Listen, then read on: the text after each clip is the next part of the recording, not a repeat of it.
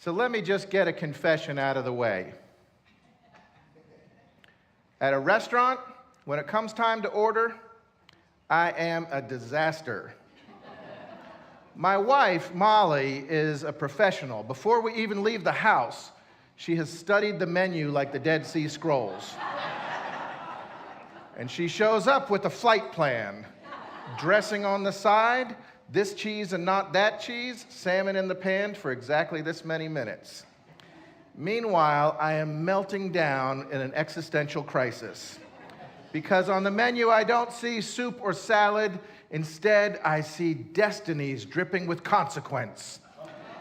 The grain bowl whispering virtue. The pasta purring pleasure. The tacos over here shouting out, hey, joy.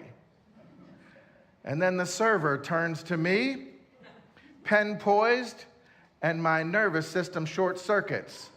I blurt out something I wasn't even thinking about. Server smiles, writes it down, walks away with my future on a pad of paper, and immediately I'm thinking, no, I wanted the bibimbap. It sounds silly, it is silly. Being in a restaurant with me is silly. But here's the thing, the ache underneath it is real. It hurts to surrender all those other possible lives, even if we're just talking about lunch. And if I can get knotted up about tacos, and I can, you can imagine how I do with the decisions that really matter. But the older I get, the more I realize the question is not how do I avoid making the wrong decision? The question has become, how do I walk into my choices awake, honest, and free? Earlier, we heard about Odysseus steering his ship between the monster and the whirlpool, between Scylla and Charybdis. That's how real life often gets, not the pure, shining choice, the of-course choice between good and evil, but instead finding ourselves between a rock and a hard place, between one loss and a different loss. And I would guess that lands somewhere in your life. Now, not everybody showed up this morning with the same deck of cards or dealt the same hand. Some of us carry student debt, others carry generational wealth. Some of us were raised to speak our mind, others were raised to survive by disappearing. Some of us feel every day the drag of racism, sexism, transphobia, and ableism, while others move through hallways that were built at our height for our comfort. So we don't face the same choices.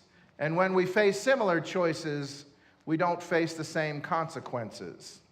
I'm not here to say you create your own reality as though trauma and history and systems don't exist. That's just spiritual gaslighting. What I am saying is this. Inside whatever forces are pressing on you today, there are still decisions that only you can make.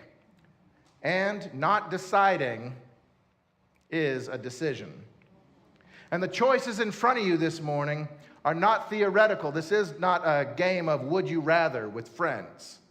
It looks like, do I ask for a second medical opinion? Am I going to do that treatment? Do I tell my adult child, I love you, and I'm not going to fund that? Do I stay in a job that is slowly shrinking me, or step into the unknown with a shaking hand and a half-baked plan? Do I confront the colleague whose jokes wound people I care about?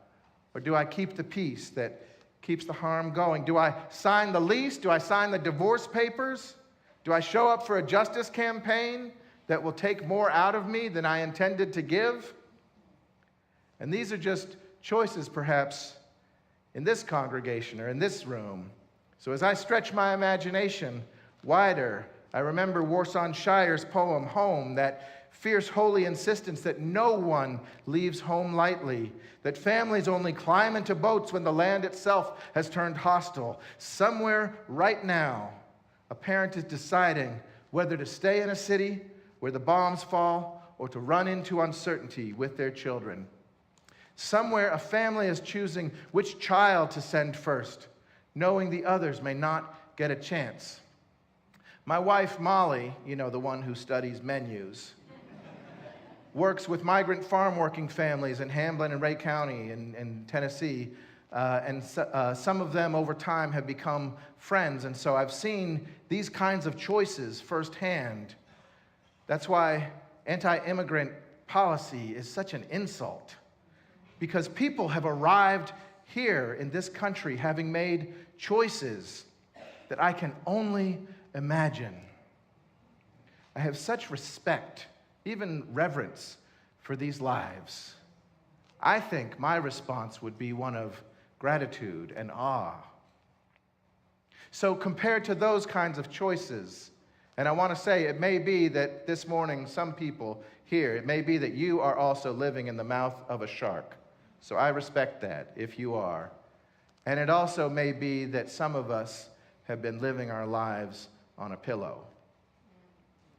Compared to these choices of running from the mouth on a shark, the choices before us may seem small, but they're not meaningless, because the same inner life that faces the menu at a restaurant is the same inner life that must decide what to do when real risk, real sacrifice, and real courage are required.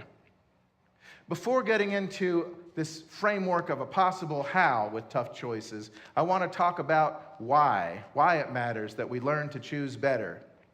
So first, and I know this is going to be a radical word in a UU congregation, but first, I think your life matters. In this interdependent world, in this web of world, any personal choice I make has public ramifications. Any private choice I make echoes out and ripples out. A teacher once decided to encourage you or not to encourage you. A neighbor once decided to intervene. A grandparent decided to stick around and show up. These choices that they made helped create the story that you know as your own. And your choices today will help create someone's tomorrow. The way you decide where you spend, how you speak, what you bless, what you refuse, teaches others around you what you see as normal, what you see as possible, and what you see as holy. Your life matters and your choices matter. And second, every choice brings some pain. Who here knows, aside from other humans, the most dangerous mammal to human beings in this country? Deer. Deer.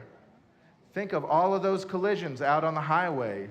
Think of all of those funerals, all of that twisted metal. And there is a solution. Ecologists tell us we could have much fewer car crashes with deer if only we were willing to welcome into the ecosystem some loose mountain lions. Okay? It's just that the implications may be occurring to you now that for all the fewer wrecks on the road, there may be more maulings in the backyard. That's how it is with public choices, moral choices, political choices. There's always trade-offs. There's no perfect, painless path, only the clear-eyed responsibility about how to distribute pain. We do well to face our own choices like public health officials, the question being not can I avoid harm entirely, but instead who is bearing which harms, and is that just? Is that necessary? Is there a wiser balance? So let's get over any fantasies and delusions of purity and think instead harm reduction. Third, I think about why our choices matter is that life goes better with a playbook than with guessing. The roots of good process feed the fruits of impact. Champion poker player Annie Duke has a book called Thinking in Bets, in which she observes that amateur poker players get lucky and then almost superstitiously try to replicate that luck, perhaps doing whatever they did the last time, hoping it will yield the same results. But she says champion poker players do things differently. Champion poker players figure out their long-term strategies, how they make decisions, how they're going to roll. They bring a playbook to the table and then adhere to it, knowing that they're going to face some downturns and losses. But then, in the end, over time, those who stay the course based in thoughtful principles become champions.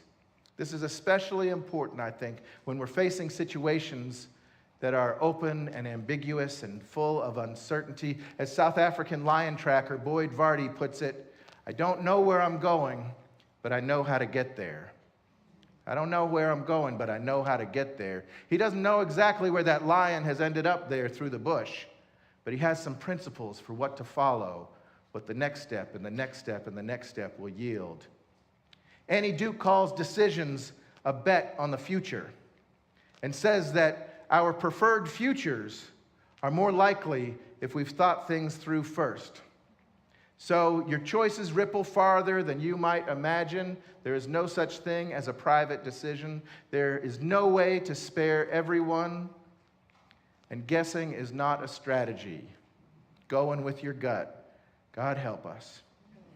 The good news is you are not a passenger in your own life. You're at the helm, and no committee, no family, no church or minister can do your choosing for you.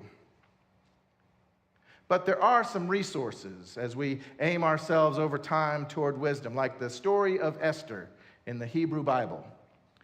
Now, Esther lived in the glittering chaos of the Persian Empire, where the king had more money than sense, and a habit of taking advice from villains. There's stories like this people tell in the world. When a genocidal decree goes out, it wasn't a political puzzle, but an existential crisis. And into this impossible moment steps Esther, an orphan turned queen, a woman with influence but with no real authority. And if you've ever been stuck between a rock and a hard place, Esther knows something about what that's like.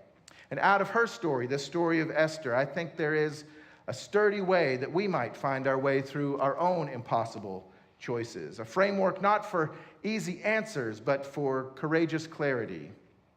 And I sum it up like this: face the facts, find your footing, follow the call. First, face the facts. When the decree drops here in the Persian Empire, Mordecai, who is Esther's cousin and truth teller, doesn't sugarcoat it. Does anybody here have a truth teller in your life? Mordecai doesn't put up any thoughts and prayers post. Instead, he tears his clothes, wails in the street, and sends Esther the actual text of the law. Any pretending is over. He says, look at it. Don't flinch. Don't turn away. This is what's up. Before any good decision, there's this moment of seeing what is actually true, of widening our lens and taking it in. Not the story that you wish was true, not the story that anxiety has been fabricating for you, not the story that social media has been curating for you, but the inconvenient, beautiful, and sometimes brutal facts of the world, the facts of what is. Wise people, I think, don't confuse hope with denial, but instead they pause to grieve what is real and to name it and hold steady in their hands. And only then do they move. Because you can't steer through what you won't see into. You can't steer through what you refuse to see into. So face the facts. Second is find your footing. After looking outward and coming to terms with what is, Esther turns inward. Once she sees the stakes, she doesn't run for the hills or start a new self-improvement plan. She looks inward. She says, who am I really? And what power do I actually have in this moment? She can't revoke a king's decree. She can't become a prophet or lead an army. But what she can do is use her access, her courage, her voice, her mind. She's clear on her limits, but she's also clear on her power. Her cousin Mordecai, that truth teller, prods her, who knows whether you have come to royal dignity for such a time as this? It's a piercing question, and I think each of us faces it.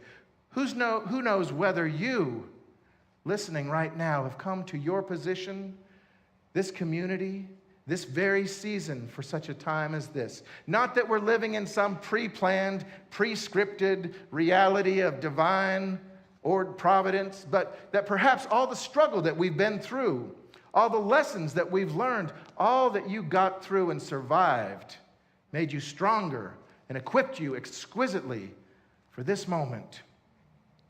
Before she acts, Esther grounds herself. She calls for a fast, a pause, a communal breath. Before walking into danger, she steadies her soul. Because when the ground is shaking, what you don't need is bluster. You need solid footing. You don't need to know even the whole plan, but you do need to know who you are and what you're about. That's maturity and wisdom, I think, staying connected without getting infected, and loving others in this world without losing yourself, and acting without overreacting. And all of that takes taking a breath. So Esther knew her limits, her values, her purpose, and she moved from there. She faced the facts, she found her footing, and last of all, she followed the call. When she acts not rashly, but strategically. She doesn't go out and start a brawl. Instead, she plans a banquet. She invites the king and Haman to dinner, not once, but twice. She waits for the right moment to speak her truth, because courage isn't just blurting something out when you're all heated up. Courage is strategically timing the truth so it lands to make impact. And when she finally steps forward, knowing that she could die for it, Esther says, "If I perish, I perish." In those words, I don't hear martyrdom. I don't hear fatalism. In those words, I hear freedom. Because at this moment, Esther is no longer negotiating with fear. She's no longer trying to work out how to play the angles to guarantee her own safety. Instead, now she's aligned herself and her life with something larger than herself. When you follow that kind of call, the outcome matters, but it doesn't define you. You've already won the harder victory of living in integrity. With the choices we make, we're always going to disappoint someone. But the real tragedy is when we disappoint ourselves. So go on and disappoint other people, you will, but don't disappoint yourself. Be who you are called to be. Serve what you intend to serve. Be about it. Be about it. And look, Esther's courage doesn't erase the danger, but it transforms the system around her. It shifts the context. The king remembers an old act of faithfulness. The decree gets rewritten, and a people once doomed now find deliverance. In other words, her choice isn't the end of the story. It just sets the stage for the very next choice. So let's break all this down and bring it to this morning, because I imagine you've been standing at your very own gate. Maybe the gate of a relationship where the next word could bring healing, or perhaps could bring wounding. Perhaps the gate of a job that's been eating you alive, or the gate of a country or a family that forgot how to tell the truth. And you've been asking, what should I do? Which way should I turn? What if every choice I look at is going to hurt somebody? What's the answer? And that's the thing about being human. We want moral math that's going to add up cleanly on the ledger. And life keeps handing us word problems in a language that we barely speak.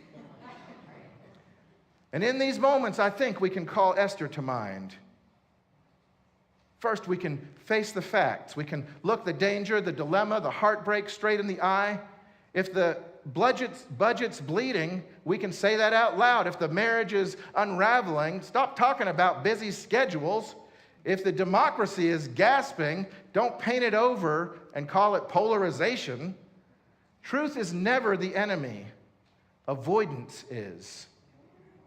As Warsaw Shire reminds us, people don't move, change, flee, or speak hard truth for convenience. They do it because staying put has become impossible.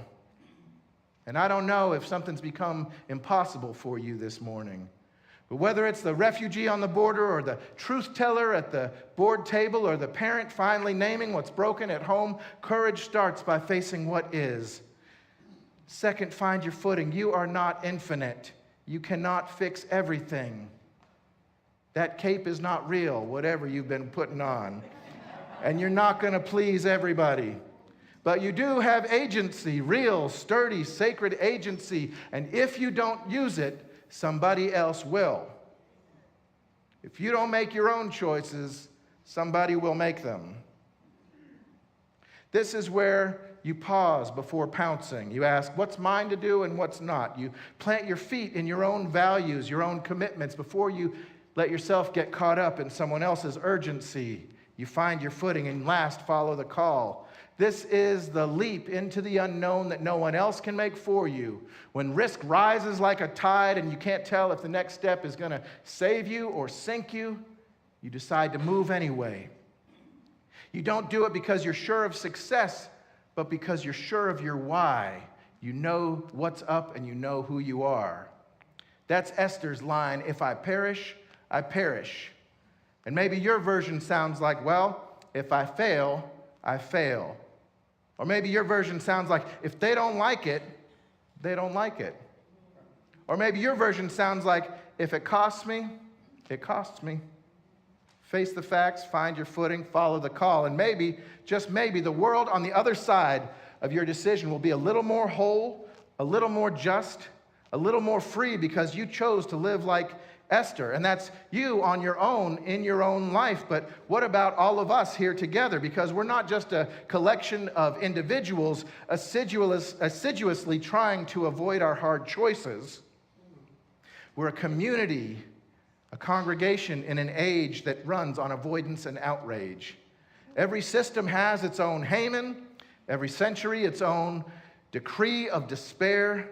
And yet here we are, once again, another Sunday, still gathering, still lighting the chalice, which means that we've got work to do, and we know it. If you are here, you know we've got work to do. And maybe this last week, you felt some new hope. I know I did. And then by about Thursday, I was back on the ground again. Because I remembered that's not the end of the story. The rest of our lives isn't just a long victory lap. That was only a glimpse. That was only a taste. That was only just a little bit of fuel for the fire. When we face the facts together, we become a people who don't need to hide from reality. We can name injustice without being consumed by it, because our shared courage is bigger than our shared fear. When we find our footing together, we hold each other steady. You remind me who I am when I forget, and I remind you what you stand for when the winds of anxiety start howling. That's how community works, not by perfect agreement, but by holy gravity, pulling each of us back to our deepest commitments. And when we follow the call together, we move from survival to service. We become a chorus of courage in a world that's been running low on backbone of late.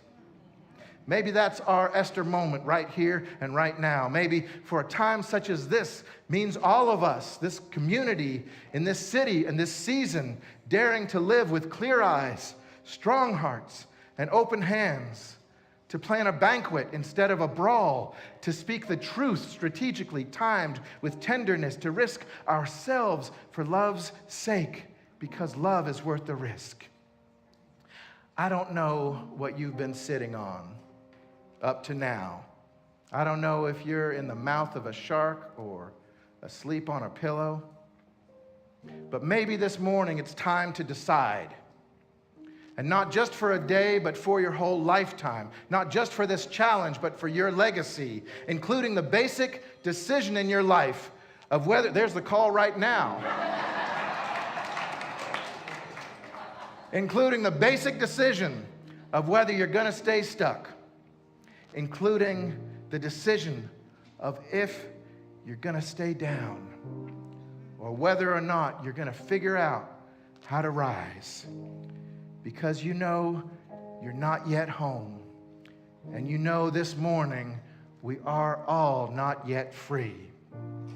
So as the music grows around us and within us, I invite you to hear this song not just as a performance, but as a promise that we're going to make to each other, that when the grief is heavy, we're going to rise up. When the odds are terrible, we're going to rise up. When the choice is costly, we're going to rise up. Clear-eyed, open-hearted, unafraid of the cost of love. So let's say it one more time for everyone in this room. Between a rock and a hard place, face the facts, find your footing, follow the call. And now, as we sing Rise Up, let our singing become a holy, powerful prayer. And let our prayer then turn us and change our lives so that this city might know that there are people, still people, ordinary, complicated, beautiful people who choose to rise together no matter the cost.